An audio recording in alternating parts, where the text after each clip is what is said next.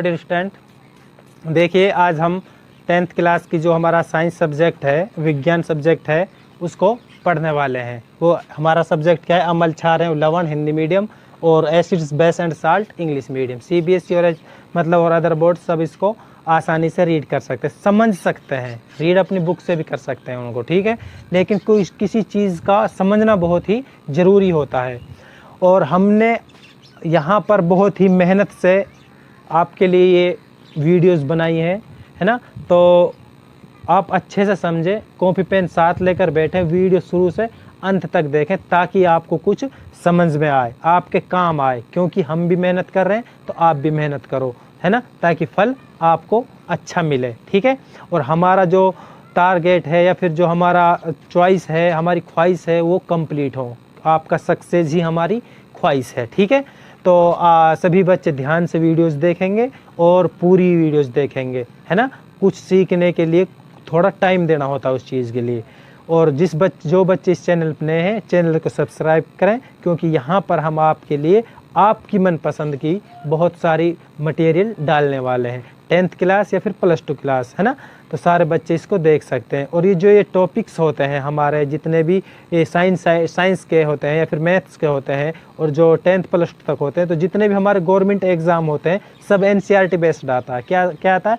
NCERT based. HSC का मतलब जितने भी हमारे गवर्नमेंट जॉब के एग्ज़ाम होते हैं सब में, अगर साइंस सब्जेक्ट है या फिर मैथ सब्जेक्ट है तो NCERT बेस्ड, मतलब हाई लेवल या प्राइमरी लेवल से ही आते हैं। तो यहाँ से बहुत अच्छा कंसेप्ट आपका क्लियर हो सकता है, ठीक है। तो देखिए अब हम चालू कराते हैं। तो आज हम जो हमारा 10th क्लास है उसका जो चैप्टर है सेकंड वाला, पहला चैप्टर हमने करा दिया है, ठीक है। जिस बच्चे ने वो नहीं देखा, लिंक नीचे डिस्क्रिप्शन में है, अपने पूरा कवर करें, ठीक है। 2 पार्टों में वो कराया गया है, दोनों पार्टों के लिंक नीचे डिस्क्रिप्शन में दिए गए हैं, बहुत अच्छे से उसमें समझाया गया है। तो सारे बच्चे अपने ध्यान से उसको देखें और कुछ समझें, ठीक है।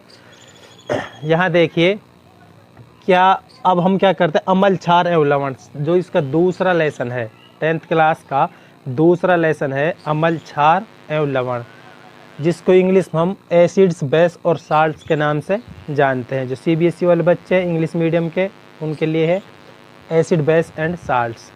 जो ये चैप्टर है ये सबसे इम्पोर्टेंट चैप्टर है, मतलब आप जब आगे पढ़ोगे, और केमिस्ट्री का चैप्टर है, आगे जब आप नेक्स्ट लेवल पे पढ़ोगे तो वहाँ पे इसका बहुत भारी मात्रा में यूज़ किया गया है, ठीक है। तो यहाँ से अगर सारे पॉइंट हमारे क्लियर होते जाएंगे साथ के साथ, तो ही हम आगे कुछ कर पाएंगे, ठीक है। तो यहाँ देखिए सबसे पहले हम क्या करते हैं, आज हम इसके अंदर एक एक चीज़ डिटेल में पढ़ेंगे कि ये अमल क्या होते हैं, कैसे बनते हैं, कहाँ से मिलते हैं, है ना। अगर इनको हम पानी में घोलें तो क्या करेंगे, है ना, पहचानेंगे कैसे इसको, है ना। तो ये सारी चीज़ें इसमें बताई गई है, ठीक है। तो यहाँ ध्यान से देखना बस, और वीडियो पूरी देखना शुरू से आखिर तक, तभी कुछ समझ में बैठता है ना। तो ये मैं आपसे बार बार कहता रहूँगा। और जो बच्चे इस चैनल पर नए हैं वो चैनल को सब्सक्राइब करें ताकि नेक्स्ट वीडियो सबसे पहले आपको ही मिले, ठीक है। और यहाँ बस ध्यान से देखना, देखो मेहनत तुम्हें ही करनी होगी, हम तो तुम्हारे सिर्फ साथ दे सकते हैं, तुम्हें राह दिखा सकते हैं। हालांकि हम भी बहुत मेहनत कर रहे हैं इस वीडियोस बनाने में, तो लाइक भी कर दिया करो, है ना। तो देखो यहाँ पे सबसे पहले हम देखते हैं कि अमल क्षार एवं लवण, 1 by 1 सबको एक एक करके हम पढ़ते हैं। अब सबसे पहले बात आती है कि अमल होते क्या है, अमल होते क्या है। तो अमल कैसे होते हैं, देखो पहले हम डेफिनेशन है जो अमल की, एसिड्स बोलते हैं अमल को। तो अमल स्वाद में खट्टे होते हैं, कैसे होते हैं, खट्टे, है ना, सौर।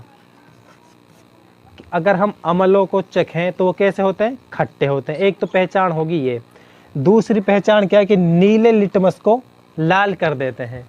लिटमस क्या होता है, एक पत्र होता है, इंडिकेटर होता है, इंडिकेटर को बोलते हैं सूचक, सूचक होता है जिससे हम अमल व क्षार को पहचानते हैं, ठीक। अगर उस पत्र के ऊपर ये लिचेन नामक का एक पौधा होता है, उससे प्राप्त किया जाता है, ठीक है। तो ये क्या होता है, लिटमस लिचेन के पौधे से प्राप्त किया जाता है, इंडिकेटर के रूप, इंडिकेटर की तरह ये काम करता है। इससे हम अमल और क्षार का डिफरेंस पता करते हैं, ठीक है। तो ये नीले लिटमस होता है जो उसको लाल कर देते हैं उनका, अगर लिटमस के ऊपर हम ये डालें तो वो लाल हो जाएगा, मतलब कलर चेंजेस कर देता है उसका। फिर सेकंड आता है, और तीसरी बात क्या आती है कि पानी में अगर हम उसको घोल दें, कोई एसिड लिया अगर हमने पानी में घोल दिया तो वो क्या करेगा, हाइड्रोजन प्लस आयन प्रदान करते हैं, मतलब ये क्या करेंगे, हाइड्रोजन प्लस आयन्स देंगे। अब ये हाइड्रोजन प्लस आयन्स, एस से हाइड्रोजन होता है और प्लस के यहाँ पे चढ़ रहा है तो ये प्लस हाइड्रोजन, और ये आयन्स होते हैं प्लस नेगेटिव जो भी होते हैं, ये आप आसानी से समझ जाएंगे, ठीक है, धीरे धीरे देखना। अब ठीक है, ये तो हमारे हो गए क्या, डेफिनेशन, मतलब स्वाद में खट्टे होते हैं, नीले लिटमस को लाल कर देते हैं, और ये पानी में अगर हम इनको घोले तो हाइड्रोजन प्लस आयन्स प्रदान करते हैं। ये थे हमारे अमल की डेफिनेशन, क्लियर। तो यहाँ नेक्स्ट बात आती है कि अमल कितने प्रकार के होते हैं। अमल 2 प्रकार के होते हैं, first of all natural acid, second of all human made acid. जो नेचुरल एसिड होते हैं, जो यहाँ प्राकृतिक अमल है, जो नेचुरल एसिड, वो क्या होता है कि जो ऐसा एसिड जो हमें प्रकृति से मिले, है ना, मतलब जो कुदरती तौर पे मिले, जिसको बनाना ना पड़े, डायरेक्ट हमें वो मिले, जैसे किसी पौधे से मिल रहा है हमें, है ना, पौधे से मिलेगा या फिर किसी जानवर से मिलेगा, है ना, एनिमल या प्लांट से मिलता है, उनको हम क्या बोलते हैं, प्राकृतिक अमल बोलते हैं। दूसरा है कृत्रिम। कृत्रिम का मतलब होता है कि मानव मेड चीज़, है ना।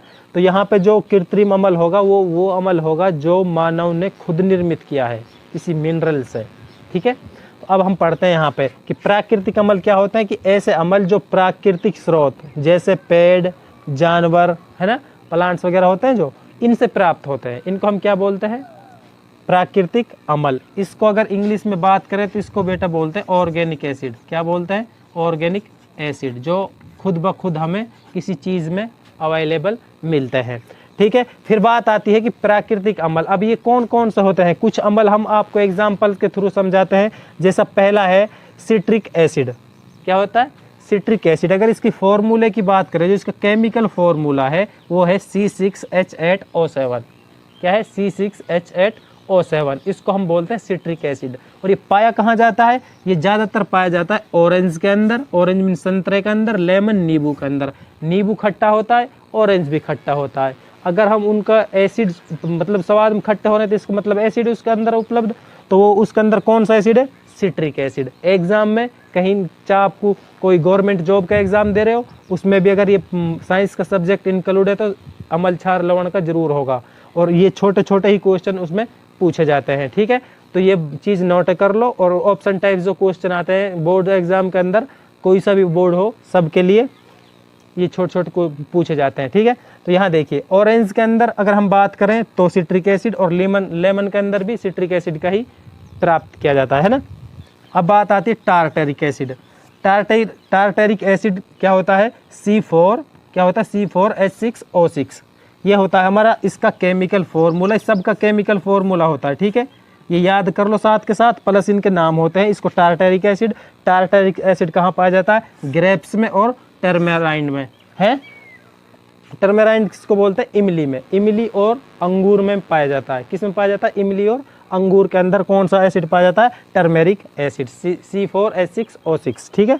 अब आता है लैक्टिक एसिड। लैक्टिक एसिड कहाँ पाया जाता है, जिसका केमिकल फॉर्मूला होता है C6H6O3। ये कर्ड, दही के अंदर, और सोर मिल्क, खट्टे दूध के अंदर। ये जो हमारा लैक्टिक एसिड होता है दही और खट्टे दूध के अंदर पाया जाता है। कर्ड में होता है दही, ठीक है। यहाँ देखिए ऑक्जेलिक एसिड C2H2O4, ये पाया जाता है हमारा टमाटोज, मतलब टमाटर के अंदर पाया जाता है। इस एसिड को हम, जो एसिड टमाटर के अंदर पाया जाता है उसको क्या बोलते हैं, ऑक्जेलिक एसिड। एक एक नंबर में क्वेश्चन पूछ लिए जाते हैं, ठीक है। तो याद करने की जरूर कोशिश करें। और यहाँ पे देखो, अब यहाँ बच्चे बोलेंगे सर या तो इंग्लिश में लिख रहा, हम तो हिंदी मीडियम से, इसमें हिंदी हो इंग्लिश हो, टार्टरिक को टार्टरिक ही लिखेंगे। केमिकल फॉर्मूला C6O6 H6 जो है सब ऐसा कैसा ही लिखा जाएगा, राइटिंग बदलने से इसका नाम नहीं बदलेगा। तो अच्छा रहेगा आप इंग्लिश में ही इनका नामों को याद करें या फिर लिखें, क्योंकि नेक्स्ट क्लास जो आपकी +1 स्टार्ट होगी वो इंग्लिश मीडियम स्टार्ट होगी, है ना। जो हिंदी मीडियम है उनको तकलीफ होती है आगे पढ़ने में भी, तो इसलिए पहले से ही इनका नाम इंग्लिश में ही रट कर चलें, ठीक है। तो लैक्टिक एसिड हो गया, ऑक्जेलिक। अब होता है एसिटिक एसिड। अब एसिटिक एसिड कहाँ पाया जाता है, इसका केमिकल फॉर्मूला होता है CH3COOH, ठीक है। ये पाया जाता है सिरका, सिरका होता है जो प्याज के अंदर डालते हैं जिसको, है ना, तो सिरका नाम का होता है उसको, मतलब ये एक लिक्विड होता है उसके अंदर पाया जाता है, ठीक है। फिर आता है methanoic acid CH2O2। Methanoic acid कहाँ पाया जाता है?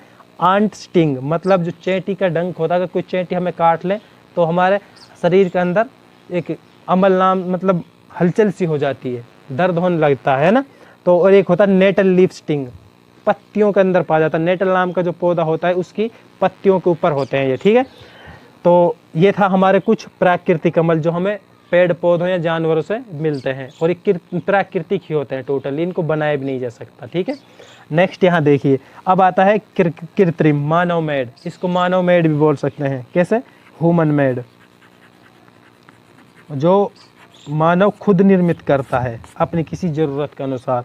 ऐसे अमल जो लैब में, मतलब जो हमारी लैब्स होती हैं उनके अंदर मानव द्वारा निर्मित करे जाएं, वो ये निर्मित कहाँ से करे जाएं? मिनरल्स होते हैं जो हमारे खनिज होते हैं, उनसे हम इनको प्राप्त करते हैं। जैसे अब एग्जाम्पल में ले लो HCl, H2SO4, HNO3, ये इनके केमिकल फॉर्मूला है। अगर हम HCl की बात करें तो ये होता है हाइड्रोक्लोरिक एसिड, ठीक है। और दूसरा होता है H2SO4 सल्फ्यूरिक एसिड, और तीसरा होता है HNO3 नाइट्रिक एसिड, ठीक है। तो ये थे हमारे कृत्रिम अमल्स और ये थे हमारे नेचुरल अमल्स, प्राकृतिक अमल्स। इम्पोर्टेंट चीज़ है, अच्छे से समझो, बार बार पढ़ो, कॉपी में नोट डाउन करो, है ना। उतारो पहले ये स्क्रीनशॉट ले उतारो। देखिए अब बात आती है कि हमने क्या किया, एसिड्स पढ़ लिए, कहाँ से मिलते हैं, कैसे होते हैं, क्या क्या उनका नाम है। लेकिन एक बात आती है कि वीक एसिड और हार्ड एसिड, स्ट्रॉन्ग एसिड बोल सकते हैं इसको, क्या बोलते हैं? स्ट्रॉन्ग, ठीक है। मतलब कमज़ोर अमल और हार्ड अमल, भारी अमल, ये क्या होते हैं? सबसे मतलब इम्पोर्टेंट चीज़ है ये, थोड़ा ध्यान से देखना। मतलब जो हमारे नेचुरल प्रोडक्ट होते हैं, है ना, जो हमें प्राकृतिक चीज़ों से मिलते हैं, पेड़ पौधे से मिलते हैं, वो एसिड्स कैसे होते हैं? वीक एसिड होते हैं। मतलब नेचुरल, या फिर आप यहाँ प्राकृतिक लिखो, प्राकृतिक अमल, अमल कैसे होते हैं? वीक एसिड होते हैं। जो हार्ड एसिड होते हैं, स्ट्रॉन्ग एसिड होते हैं, वो कौन से होते हैं? कृत्रिम, ठीक है, कृत्रिम अमल। ये हमारे कैसे होते हैं? हार्ड। अब हार्ड और वीक क्यों दर्शाया गया है यहाँ पे? देखो अमल, है ना, अगर अमल को हम अपनी बॉडी से डाइल्यूट करें, मतलब बॉडी के अंदर डाइल्यूट करें, बॉडी से टच करें, मतलब शरीर के अंदर अगर हम कोई तेजाब वगैरह टच करें तो क्या होगा, ठीक है।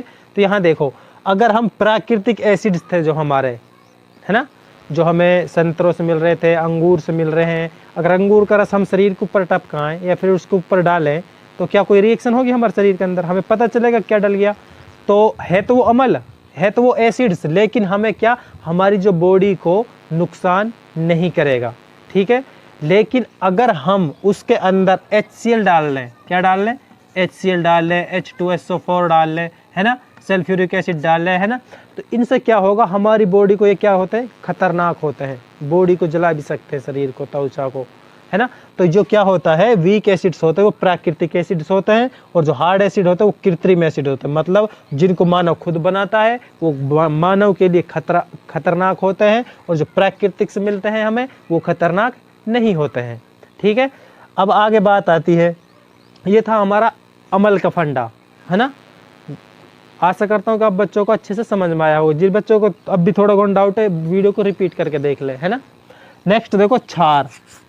अब बात आती है कि क्षार क्या होते हैं। जो क्षार होते हैं वो क्या होते हैं, देखो यहाँ पे, ये स्वाद में कैसे होते हैं? कड़वे होते हैं। कैसे होते हैं? कड़वे। अगर हम उनको चखें तो उनमें कड़वे, हमारा जो स्वाद है वो कैसा आएगा? कड़वा आएगा, ठीक है। और जो नेक्स्ट अगर दूसरा कंडीशन क्या, अगर उनको छुएं, है ना, टच करें अगर उनको, तो वो क्या होंगे? चिकने होंगे। कैसे होंगे? चिकने होंगे। मतलब एज लाइक आप ये समझो कि साबुन, क्या है?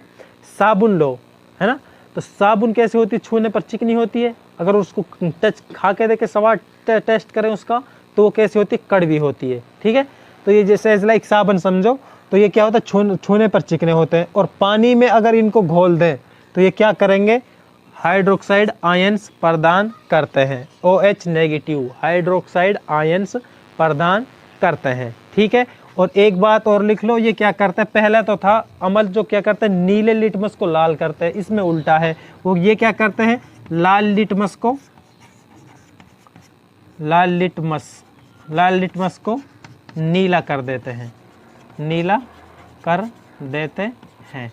ये क्या करते हैं लाल लिटमस को नीला कर देते हैं। अगर हम कोई लाल लिटमस ले उसके ऊपर क्या डालें हम कोई क्षार डाल दें तो वो कैसा हो जाएगा, लाल लिटमस का नीला हो जाएगा। ठीक है, तो अब बात आती है कि ये कैसे होते हैं। यहाँ देखिए ये पहला इसका नाम है, एग्जाम्पल में देखो sodium hydroxide NOH, sodium hydroxide, जो कहाँ पाया जाता है हमारा साबुन, ठीक है, या फिर डिटर्जेंट होता है ना सर्फ वगैरह,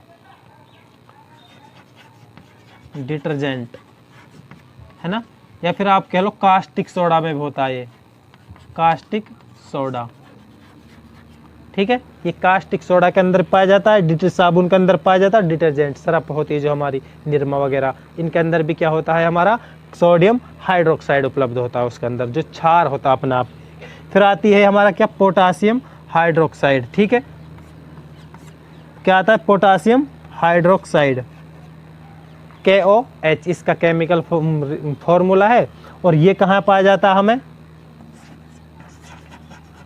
कास्टिक वास। ठीक है, एक कास्टिक वास नाम से पदार्थ होता है उसके अंदर ये पाया जाता है। ठीक है, फिर बात आती है कि कैल्शियम हाइड्रोक्साइड। ठीक है, एक होता है कैल्शियम हाइड्रोक्साइड जिसका केमिकल फॉर्मूला ये है हमारा। ठीक है, तो ये थे हमारे क्षार अम्ल और क्षार के मतलब पूरे होल डिटेल है ना।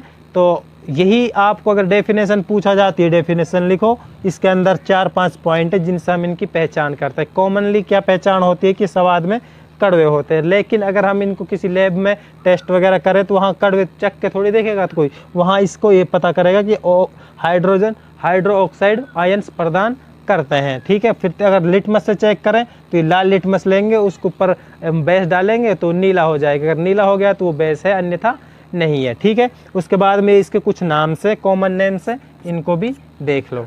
ठीक है, ये था हमारा बेस, उतारो स्क्रीनशॉट ले लो इसका। ठीक है बच्चों, अब बात आती है कि जो हमारे अम्ल और क्षार होते हैं जो हमने दोनों पढ़े थे, अगर हम अम्ल और क्षार दोनों को चेक करें, क्या अम्ल और क्षार विद्युत के सुचालक होते हैं, मतलब अगर कि जो हमारे अम्ल और क्षार होते हैं इनसे बिजली इनके अंदर से बिजली गुजर सकती है या फिर नहीं गुजर सकती है, तो उसके लिए हमें क्या करना पड़ेगा, ये सबसे इम्पोर्टेंट होता है इसमें कि अम्ल क्षार को अगर हम कैसे पता करें कि इनसे बिजली गुजरती है नहीं गुजरती है, तो ये विद्युत के सुचालक होते हैं या कुचालक होते हैं। ठीक है, conductance of electricity in acid and base. ठीक है, तो सबसे पहले हम क्या करते हैं कि देखो यहाँ पे एक एक्सपेरिमेंट करते हैं, सब ये इंपॉर्टेंट एक्सपेरिमेंट है एग्जाम की दृष्टि से, तो हम थोड़ा ध्यान से देखना। सबसे पहले क्या करते हैं, हम एक बीकर लेते हैं, क्या लेते हैं, एक बीकर लेते हैं। यहाँ पे क्या ले लिया हमने, एक बीकर। ठीक है, इसको हम आप नाम रख लो बीकर, यहाँ पे एक बीकर ले लिया। अब हम क्या करते हैं, इस बीकर के अंदर क्या डाल लेते हैं, HCl, क्या भर लेते हैं, HCl, डाइल्यूट HCl का घोल भर लेते हैं। ठीक है, तो ये क्या था, डाइल्यूट HCl क्या हमारा एक हाइड्रोक्लोरिक एसिड। ठीक है, तो ये क्या है हमारा HCl एसिड है, और ये है एक बीकर में हमने क्या ले लिया, एसिड्स ले लिए। ठीक है, अब हम क्या करते हैं इसको, अब हम इलेक्ट्रिसिटी कैसे चेक करते हैं, अब हम जाहिर सी बात अब इसमें इलेक्ट्रिसिटी चेक करने के लिए इससे हमें क्या गुजारनी पड़ेगी, बिजली गुजारनी पड़ेगी। अगर बिजली इससे गुजर जाती है तो इसका मतलब ये क्या है, ये विद्युत का सुचालक है, नहीं गुजरती तो ये विद्युत का कुचालक है। अब हम क्या करते हैं, एक रबड़ का कार्क लेते हैं, मतलब रबड़ का टुकड़ा लेते हैं, क्या लेते हैं, रबड़ का टुकड़ा। यहाँ देखिए, यहाँ हम क्या लेते हैं, एक रबड़ का टुकड़ा लेते हैं यहाँ से। ठीक है, ये क्या है, एक रबड़ का टुकड़ा, यहाँ लिख लो रबर। ठीक है, रबर ले लिया हमने। रबर तो क्या होता है, विद्युत का कुचालक होता है, जाहिर सी बात है रबर के अंदर क्या लाइट नहीं गुजरती, मतलब इलेक्ट्रिसिटी पास नहीं होती। इसके अंदर क्या करते हैं कि 2 कीलें लगा देते हैं, एक कील ये होगी लोहे की और एक कील ये होगी लोहे की, मतलब 2 कीलें इसके अंदर गाड़ देते हैं। इसको क्या नाम रख ले आप, लोहे की कीलें, ठीक है। अब रबर के अंदर आप 2 कीले गाड़ोगे तो तब भी लाइट उनसे नहीं गुजरेगी, क्योंकि जो रबर है वो क्या है, विद्युत का कुचालक होता है। यहाँ रख लिया। HCl के अंदर हमने इसको डुबो दिया। अब हम क्या करते हैं, यहाँ पर एक बैटरी लेते हैं और बैटरी से एक तार हम क्या करते हैं, इसकी तरफ कनेक्ट कर देते हैं। क्या कर देते हैं, एक तरफ यहाँ कनेक्ट कर देते हैं।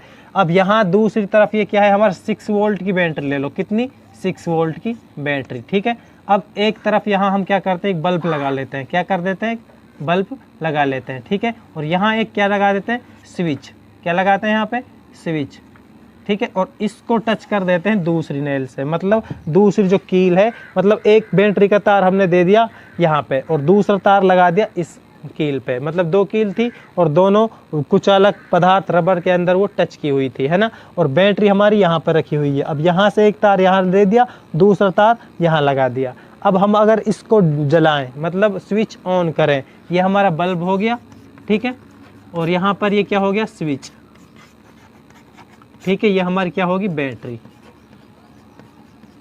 अब हम चेक करते हैं, अगर हम स्विच ऑन करें, देखिए आप सब क्या करोगे, अगर आप स्विच ऑन करोगे, इसका स्विच ऑन करोगे तो क्या होगा, जो बल्ब है हमारा वो जलने लग जाएगा। मतलब क्या हुआ कि बल्ब जलने लग गया। कैसे जला, अब सोचने वाली बात आती है कि बल्ब जला कैसे, जबकि एक तार तो यहाँ था रबड़ के अंदर, तो जाहिर सी बात है रबड़ के अंदर से लाइट गुजरती नहीं है, तो यहीं के ही एक तार जो मतलब यहाँ पॉजिटिव प्लस का जो भी तार था, तो यहाँ पे रुक के वो यहाँ तक ही पहुँचाएगा लाइट, यहाँ से आगे इधर ट्रांसफ़र नहीं करेगा, है ना। तो अब दिक्कत ये आ रही है कि ये जला कैसे बल्ब, है ना। तो अब क्या करते हैं हम, इसको अब देखते हैं किस तरह जलता है बल्ब। अब जब हमने क्या किया, सबसे पहले हमने फर्स्ट ऑफ ऑल क्या लिया, डाइल्यूट HCl, ठीक है। HCl क्या था, हमारा एसिड था वो, है ना। डाइल्यूट HCl लिया, ठीक है, एक बीकर में। किस में लिया, एक बीकर में, मतलब एक किसी फ्लास्क के अंदर हमने डाइल्यूट HCl डाल लिया, आधा सा भर लिया था ये, ठीक है। उसके अंदर दूसरी बात हमने क्या किया था कि एक रबर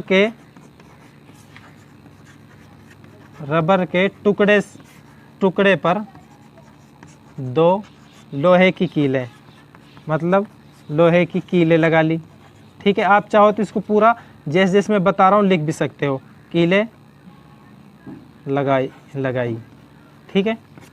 2 लोहे की कीलें लगा ली, है ना। अब क्या किया हमने, तीसरे नंबर पर एक कील से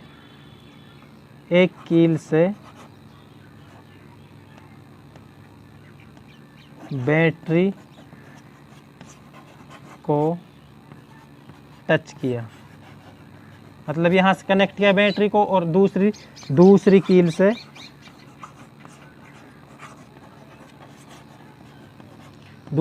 से क्या, उसको भी टच किया दूसरी साइड से, एक कील से बल्ब को जोड़ा, ठीक है।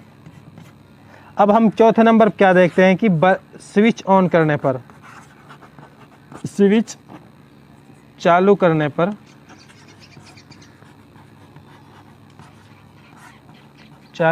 पर बल्ब जलने लगता है, ठीक है। अब जला कैसे, प्रॉब्लम आती है, कब जला कैसे, तब कि ये तो जलना ही नहीं चाहिए था, है ना। सिर्फ हमने एक चीज़ एक्स्ट्रा मिले, अगर आप इस अमल को यहाँ से निकाल दो ना, जो HCl था इसमें डाइल्यूट, अगर इसको निकाल दो और बाहर रखो इसको रबर को, फिर स्विच ऑन करो तो बल्ब नहीं जलेगा, और इसके अंदर डाल के जलाएंगे तो बल्ब जल जाएगा। अब प्रॉब्लम ये आती है कि जला कैसे, जलने का प्रॉब्लम ये है कि आपको क्या करना है, यहाँ देखो हमारा जो यहाँ क्या है, HCl, क्या है, HCl, ठीक है।